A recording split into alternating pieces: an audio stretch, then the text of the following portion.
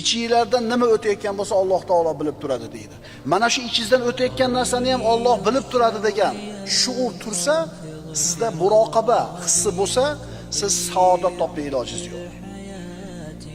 Allohni har bitta narsani bilib turishini bilishing lozim bo'ladi, vojib bo'ladi.